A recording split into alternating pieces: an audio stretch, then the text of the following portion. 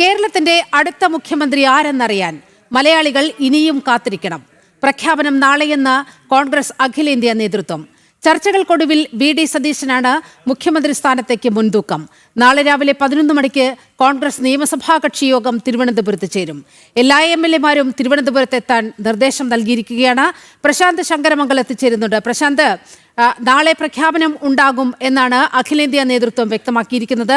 11 മണിക്ക് കോൺഗ്രസിന്റെ നിയമസഭാ കക്ഷി യോഗവും വിളിച്ചു ചേർത്തിരിക്കുകയാണ്. വി.ഡി. സതീശൻ മുഖ്യമന്ത്രിയാകുമെന്ന് ഏതാണ്ട് ഉറപ്പായ ഒരു സാഹചര്യം ഉണ്ട്. പൊതുവെ എങ്ങനെയാണ് കോൺഗ്രസിലെ സ്ഥിതിഗതികൾ?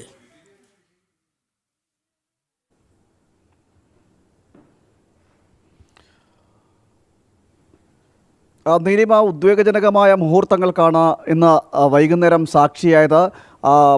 മൂന്ന് പേർക്കും അനുകൂലമായൊരു സാഹചര്യം ഉരുത്തിരിഞ്ഞു വരുന്നതായിട്ട് അവരവരുടെ ഭാഗങ്ങൾ, അവരവരുടെ അനുകൂലികളെല്ലാം അതിന് അവരവരുടെ ഇടങ്ങളിലേക്ക് എത്തിച്ചേരുന്നൊരു സാഹചര്യമൊക്കെ ഉണ്ടായിരുന്നു. കെ.സി. വേണുഗോപാലിൻ്റെ വീട്ടിലേക്കായാലും ശരി, അതോടൊപ്പം തന്നെ രമേശ് ചെന്നിത്തലയുടെ വീട്ടിലേക്കായാലും ശരി, വി.ഡി. സതീശൻ്റെ വീട്ടിലേക്കായാലും ശരി, പ്രവർത്തകരുടെ ഒരു പ്രവാഹം തന്നെയായിരുന്നു ഉണ്ടായിരുന്നത്. നമുക്ക് നിലവിൽ മനസ്സിലാക്കുന്ന സാഹചര്യം എന്ന് പറയുന്നത്, ഈ ചർച്ചകൾക്കൊടുവിൽ അതിലൊരു മുൻതൂക്കം എത്തിയിരിക്കുന്നത് അത് വി.ഡി. സതീശന് അനുകൂലമായിട്ട് ആണ് എന്നൊരു വിവരമാണ് നമുക്ക് ലഭിക്കുന്നത്. അതിന് കാരണവുമുണ്ട്. കാരണം ഇത്തരത്തിൽ പലവട്ടം ചർച്ചകൾ നടന്നു. ആ ചർച്ചകൾ നടന്നെങ്കിൽ പോലും അതിൽ ഈ 48 എം.എൽ.എമാരുടെ ഒരു പിന്തുണ അത് കെ.സി. വേണുഗോപാലിന് ഉണ്ടെങ്കിൽ പോലും ഇവിടെ പ്രധാന ഘടകമായി നിന്നത്, അല്ലെങ്കിൽ ഒരു ചാലക ശക്തിയായി നിന്നത്, പ്രവർത്തിച്ചത് മുസ്ലിം ലീഗ് ആണ് എന്നാണ് നമുക്ക് മനസ്സിലാക്കാൻ കഴിയുന്നത്. അവസാന നിമിഷം വരെ ഈ ലീഗിൻ്റെ ഒരു ഇടപെടൽ ഇവിടെ ഉണ്ടായിട്ടുണ്ടായിരുന്നു. അതോടൊപ്പം തന്നെ ലീഗ് കോൺഗ്രസ് നേതാക്കളായിട്ടുള്ള പ്രിയങ്കയെയും രാഹുലിനെയും വിളിക്കുകയും അവിടെ സംസാരിക്കുകയും ചെയ്തു എന്നതടക്കമുള്ള വിവരങ്ങളും പുറത്തു വരുന്നുണ്ട്. അതായത് ഈ വി.ഡി. സതീശന് അനുകൂലമായിട്ടുള്ള സമീപനം ഉണ്ടാകണം, അല്ലെങ്കിൽ വി.ഡി. സതീശനെ മുഖ്യമന്ത്രിയാക്കണം എന്നതടക്കമുള്ള ആവശ്യമാണ് ലീഗ് മുന്നോട്ട് വെച്ചതെന്നാണ് നമ്മൾ മനസ്സിലാക്കാൻ സാധിക്കുന്നത്.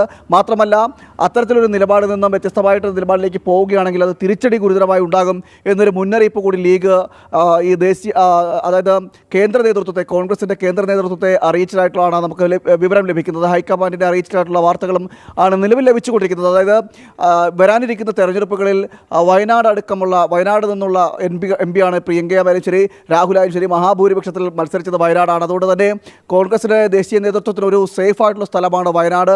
ആ വയനാട് അടക്കമുള്ള സ്ഥലങ്ങളിൽ ഒരു തിരിച്ചടി നേരിടാനുള്ള സാധ്യതകൾ ഉണ്ടാകും എന്നൊരു മുന്നറിയിപ്പ് കൂടി ലീഗ് നേതൃത്വം നൽകിയതോടുകൂടിയാണ് ഈ വി.ഡി. സതീശൻ അനുകൂല നിലപാടിലേക്ക് നേതൃത്വം എത്തിയതെന്നാണ് നമ്മൾ മനസ്സിലാക്കാൻ സാധിക്കുന്നത്. അതാണ് ഈ ചർച്ചകൾക്കൊടുവിൽ ഈ 3 പേരിൽ നിന്നും വി.ഡി. സതീശന് ഒരു മുൻതൂക്കമുണ്ട് എന്ന് പറയാനുള്ള കാരണവും.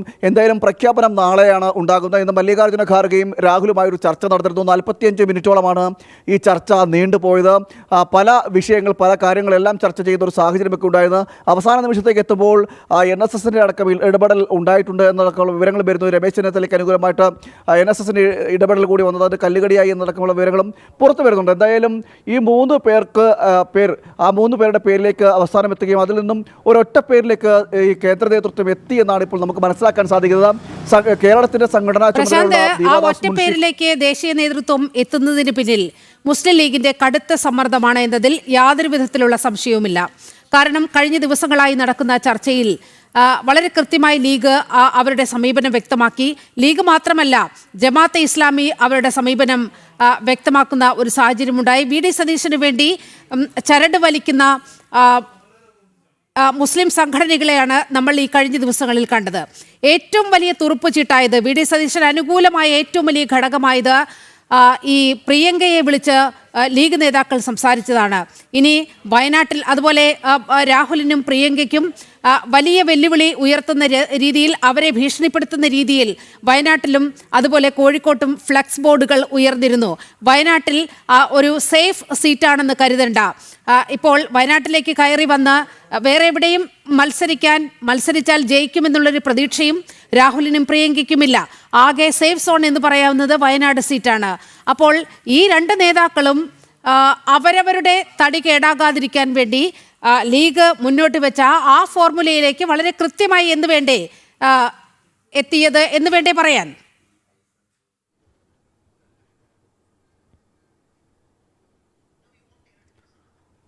നീലിമ സൂചിപ്പിച്ചതുപോലെ തന്നെയാണ് ഈ അവസാന നിമിഷം ഇതിൽ ഒരു തുറുപ്പുചീട്ടായത് പ്രിയങ്കയുമായി നടത്തിയ ചർച്ചകളാണ്, പ്രിയങ്കയുമായി ലീഗ് നേതൃത്വം നടത്തിയ ചർച്ചകളാണ് എന്ന കാര്യത്തിൽ തർക്കമില്ല. അതിൽ മുന്നോട്ട് വെച്ച കാര്യങ്ങൾ ഇത് തന്നെയാണ്.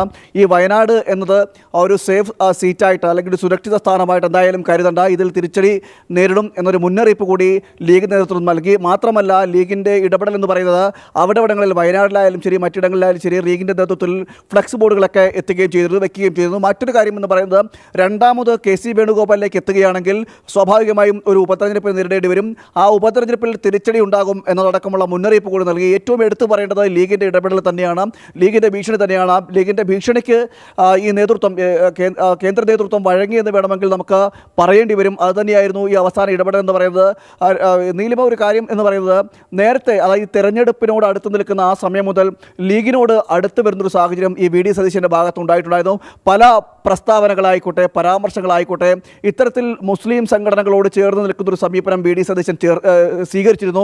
അത് ലീഗിനോട് മാത്രമല്ല സമസ്തയോടായാലും ശരി ജമാഅത്തെ ഇസ്ലാമിയോടായാലും ശരി ഇത്തരം സംഘടനകളോടെല്ലാം അവർക്ക് അനുകൂലമായി നിൽക്കുന്ന അല്ലെങ്കിൽ അത്തരത്തിലുള്ള പരാമർശങ്ങൾ അത്തരത്തിലുള്ള ഈ സംഘടനകളുടെ പരിപാടിയിൽ പങ്കെടുക്കുക, സംഘടനകൾക്ക് അനുകൂലമായിട്ട് സംസാരിക്കുക. നമുക്കറിയാം ഈ സാമൂഹ്യ മാധ്യമങ്ങളിലടക്കം പല കാര്യങ്ങളിൽ ഭൂമി ഉരുണ്ടതുമായി ബന്ധപ്പെട്ടൊക്കെ VD സതീശൻ നടത്തിയ പരാമർശങ്ങൾ അത് പ്രസംഗങ്ങളെല്ലാം വലിയ രീതിയിൽ ട്രോളായിട്ടുണ്ടെങ്കിൽ പോലും അത്തരം ഇടങ്ങളിലേക്ക് ചെല്ലുകയും അവർക്ക് അനുകൂലമായിട്ട് നിൽക്കുന്ന ഈ ഇസ്ലാമിക സംഘടനകളുടെ പ്രത്യേകിച്ച് മുസ്ലിം ലീഗിൻ്റെ ആയാലും ശരി സമസ്തയുടെ ആയാലും ശരി ജമാഅത്ത് ഇസ്ലാമിയുടെയൊക്കെ ആയാലും ശരി പിന്തുണ പിടിച്ചു പറ്റുന്നതിനൊരു ശ്രമം അവസാന കാലത്ത് ഈ തെരഞ്ഞെടുപ്പിനോടടുത്ത് VD സതീശൻ നടത്തിയിരുന്നു. ആ VD സതീശൻ്റെ നീക്കങ്ങളെല്ലാം ഫലം കണ്ടു എന്ന് വേണം നമുക്ക് മനസ്സിലാക്കേണ്ടിയിരിക്കുന്നത്. അതിൻ്റെ ഭാഗമായിട്ടാണ് ഉറച്ച പിന്തുണ ലീഗിൻ്റെ ഭാഗത്തു നിന്നും VD സതീശന് അനുകൂലമായി വന്നത്. അതിൻ്റെയൊക്കെ ഭാഗമായിട്ടാണ് ഇത്തരത്തിൽ ഈ കേന്ദ്ര നേതൃത്വത്തെ വിളിക്കുകയും കേന്ദ്ര നേതൃത്വത്തോട് ലീഗ് സംസാരിക്കുകയും അതോടൊപ്പം തന്നെ ഇത്തരത്തിൽ പ്രിയങ്കയെ വിളിച്ച് ഇത്തരത്തിലൊരു കാര്യം പറയുന്ന ഒരു സാഹചര്യത്തിലേക്കൊക്കെ ലീഗ് നേതൃത്വം എത്തിയെന്ന് പറയുന്നത് അത് ഈ VD സതീശൻ സ്വീകരിച്ച നിലപാടുകളാണെന്നാണ് മനസ്സിലാക്കാൻ സാധിക്കുന്നത്. എന്തായാലും ഇതിലൊരു അന്തിമ തീരുമാനം ഉണ്ടാകുന്നത് നാളെയാണ്. നിയമസഭാ കക്ഷി യോഗം വിളിച്ചിരിക്കുകയാണ് കോൺഗ്രസ്. ഏതായാലും നാളെ ഉച്ചയ്ക്ക് മുമ്പായി ഈ തീരുമാനം വരാനാണ് സാധ്യത.